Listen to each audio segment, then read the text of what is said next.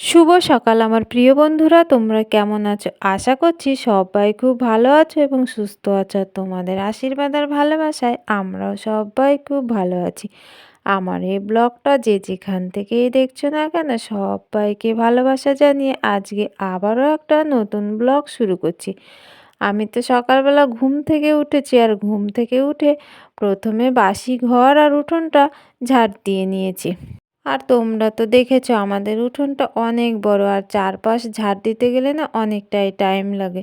তা যত সকালেই উঠি না কেন, ঝাড় দিতে দিতে কিন্তু অনেকটাই বেলা হয়ে যায়। তারপরে দেখো আমি চলে এসেছি থালা বাসনগুলো কলপারে নিয়ে। যে কোটোটার মধ্যে সার্ফ রাখি ওটা শেষ হয়ে গেছিলো বাসন মাজার জন্য। কোটো থেকে সার্ফ একটু ঢেলে নিয়েছি বাসন মাজবো বলে। আর এখন দেখো আমি সব বাসনগুলো একটা একটা করে মেজে নিচ্ছি।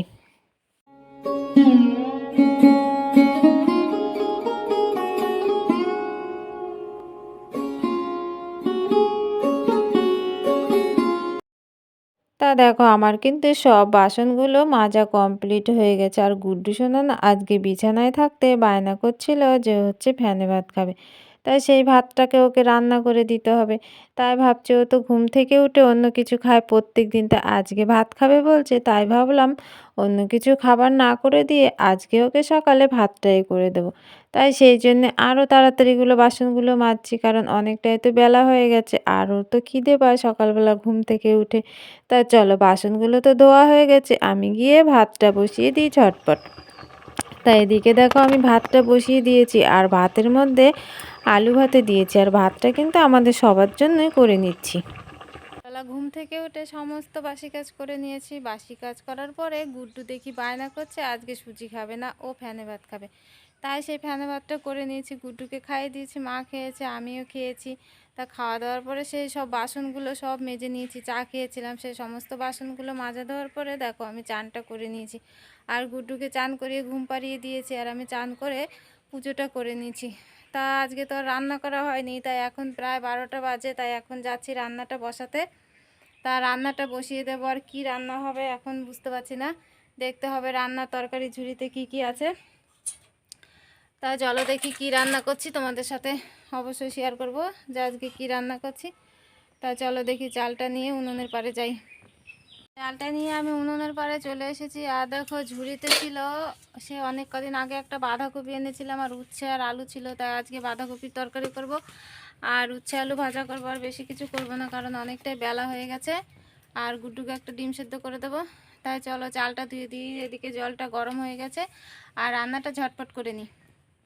ওদিকে দেখো আমার রান্না বান্না সব কমপ্লিট হয়ে গেছে, আর রান্না করার আগে না গুড্ডুকে চান করিয়ে ঘুম পাড়িয়ে দিয়েছিলাম।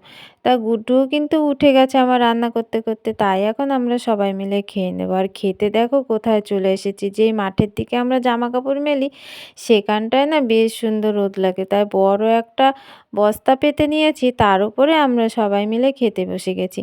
আর দেখো গুড্ডু সোনা কিন্তু ঘুম থেকে উঠে ওর মনটা কিন্তু খুব খারাপ, তা ও দেখো ও দিদার কোলে বসে রয়েছে।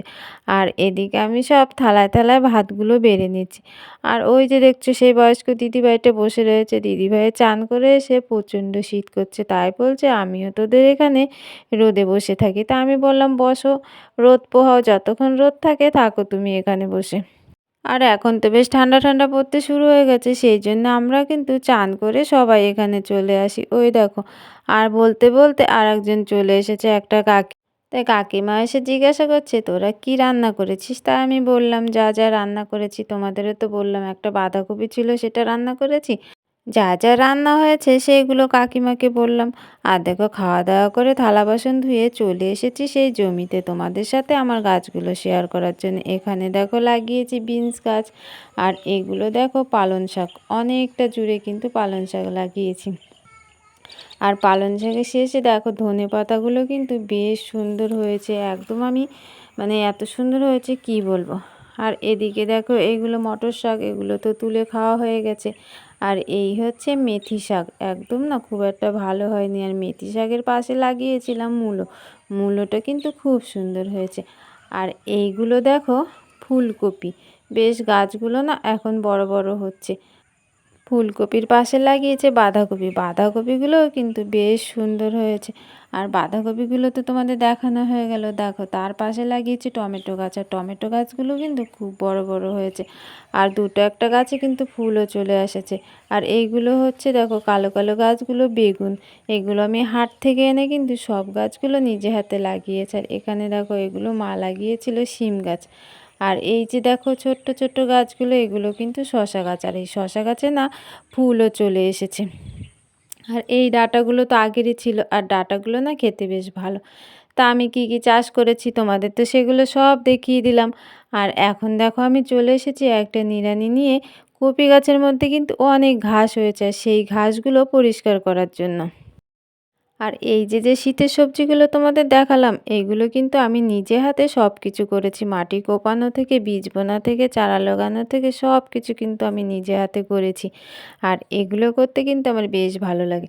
তাই এদিকে দেখো কপি গাছের মধ্যে কিন্তু প্রচুর ঘাস হয়েছে। এর আগে একবার কিন্তু নিড়িয়ে দিয়েছি, কিন্তু না আবার জল পেয়ে আবারও ঘাস হয়েছে। তাই আজকে একটু হাতে সময় আছে, তাই ভাবলাম কপি গাছগুলো একটু পরিষ্কার করে দিই। শীতের সময় কিন্তু নানান রকম সবজি লাগানো হয়, আর এগুলো দেখতেও বেশ সুন্দর লাগে জমিটা, আর খেতেও কিন্তু খুব ভালো লাগে। যাই হোক, ঘাসগুলো এখন পরিষ্কার করে দিই। আর গাছের গোড়ায় না অল্প অল্প ঘাস হয়ে গেছে, তাই সেগুলো হচ্ছে আস্তে আস্তে পরিষ্কার করে দিচ্ছি। আর একটা গাছ না কোনোভাবে হচ্ছে কেটে গেছিলো নিড়ানি লেগে। নিড়ানিটা তো খুব ধারালো, তাই হচ্ছে একদম গাছগুলো তো কচি, ছোট্ট একটা গাছ, তাই কেটে গেছে আমার হাতে। আর না গাছটা কেটে যাওয়ার পরে না খুব খারাপ লাগছে যে এত কষ্ট করে লাগিয়েছি, বাঁচালাম, তারপরে গাছটা আমার হাতে কেটে গেল। তাই গাছের গোড়ার দিকে যখন নিড়াচ্ছিলাম বেশ কাত হয়ে ভালো করে দেখে নিচ্ছিলাম যে অন্য আবার গাছ কেটে যায় কিনা। তাই দেখো গাছের ভেতর দিয়ে নিড়াতে কিন্তু বেশ কষ্ট, কারণ একদম গোড়ায় গোড়ায় গিয়ে ঘাসগুলো হয়েছে। তাই এদিকটা অর্ধেকটা নিড়ানো হয়ে গেছে, একবার এপাশে নিড়াচ্ছি আর একবার ওপাশে নিড়াচ্ছি, কারণ দুধার দিয়ে তো লাগিয়েছি। 2 লাইন তোমার বাঁধাকপি লাগিয়েছি, আর প্রায় 3 থেকে 4 লাইন হচ্ছে ফুলকপি লাগিয়েছি। আর জমিটা না অনেকটাই ফাঁকা পড়েছিল, সে তো দেখেছো তোমরা, আমি অনেক কষ্ট করে সেই ঘাসগুলো পরিষ্কার করেছি এই সব সবজি লাগাবো বলে।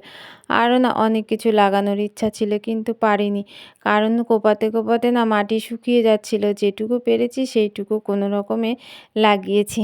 তা যাই হোক, শীতে আর সবজি কিনতে হবে না, যা লাগিয়েছি এগুলো যদি হয় না, তাহলে মনে হচ্ছে না খেয়ে উঠতে পারবো। আর কিছু কিছু সবজিতে হচ্ছে তুলে খাওয়া শুরু করে দিয়েছি, কারণ মটর শাকগুলো খাচ্ছি, ধনেপাতাগুলো খাচ্ছি, এগুলো তো খাওয়ার মতো হয়ে গেছে। আর ধনেপাতা তো অনেক দিন ধরেই খাচ্ছি একটু একটু করে 2-4টে গাছ তুলে। আর মেথি শাকগুলো এখন তুলে ফেলবো, কারণ ওগুলো না এতটা পাতলা হয়েছে, তুলে ভাবছি আবার একবার করে বুনে দেবো। আর মেথি শাক তো অনেক দিন ভরে ভরে খাওয়া যায়। আর এই যে দেখছো আমি ঘাসগুলো নিড়াচ্ছি, এতে কিন্তু আমার একটু কষ্ট হচ্ছে না, কারণ এই কাজগুলো আমি বাবার সাথে একদমই ছোটোবেলা থেকে করে করে আমার অভ্যাস হয়ে গেছে। ছোটোবেলায় বাবার সাথে কিন্তু অনেক কাজ করেছি, এইসব নিড়ানোর কাজ। হয়তো বড়রা যেইভাবে কাজ করে সেইভাবে হয়তো করতে পারি না, কিন্তু একদম ছোট্টখাটো কাজ যেগুলো সেগুলো কিন্তু বেশ ভালোই করতে পারি। এই যে নিড়ানো, কোপানো, এইগুলো কিন্তু মোটামুটি ভালোই পারি।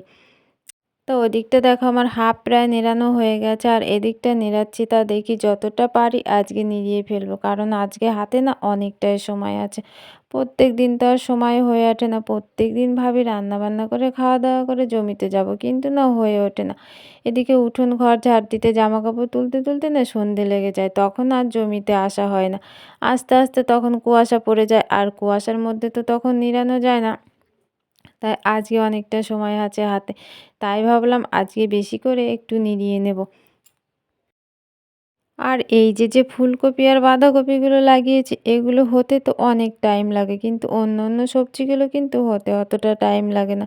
দেখো শাক যেগুলো বুনেছি সেগুলো তো খাওয়ার মতো প্রায় হয়ে গেছে। টমেটো লাগিয়েছি, সেগুলো তো টমেটো তো ফুল এসে গেছে, বেগুনেও ফুল এসে গেছে, কিন্তু এগুলো না মনে হচ্ছে সববার শেষে হবে।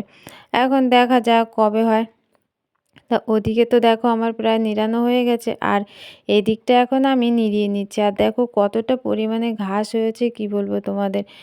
ঘাস তো এর আগে একবার পরিষ্কার করেছি, কিন্তু জল দেওয়ার পরে না খুব ঘাস হচ্ছে, কারণ মাটিটা ভিজে পেয়েছে। আর হচ্ছে এত এত ঘাস হচ্ছে, তোমাদের কি বলবো, আমি যেন নিড়িয়ে উঠতে পারছি না। ওদিক থেকে এদিকে নিড়িয়ে আসতে আসতে এদিকে কমপ্লিট হতে না হতে ওদিকে দেখি আবার ঘাস জন্মে গেছে। তা এর আগে তো তোমরা দেখেছো মানে কতটা পরিমাণ ঘাস ছিল, সেগুলো পরিষ্কার করা হয়েছে। তো এই জমিতে এতটা ঘাস হয় না, কি বলবো তোমাদের। যত নিড়াই না কেন ঘাস হতেই থাকে, মনে হয় যেন প্রত্যেক দিন নিড়ালে পরে তাহলেই ঠিক হয় ঘাস আর হতে। পেছনের দিকটা তো পুরো নিড়ানো হয়ে গেছে, আর এখন সামনের দিকটা একটু বাকি আছে, তাই সেইটুকু নিড়িয়ে নেব। তাই চলো সব জমিটুকু নিড়িয়ে ফেলি আজকে। তা দেখো বন্ধুরা, খেয়ে দিয়ে তো চলে এসেছিলাম এই কপি ক্ষেতটা নিড়ানোর জন্য। আর কপি ক্ষেতটা তো পুরো নিড়ানো কমপ্লিট হয়ে গেছে, আর অল্প কিছু বাকি আছে। আর এখন সন্ধ্যা হয়ে গেছে, এখন বাড়ি চলে যাব। তাই চলো ব্লগটা আর বড় করছি না, আজকের মতো এখানেই শেষ করছি। তোমাদের সাথে দেখা হবে আবার পরবর্তী একটা ব্লগে। ততক্ষণে তোমরা সবাই ভালো থাকো, সুস্থ থাকো, টাটা সবাইকে।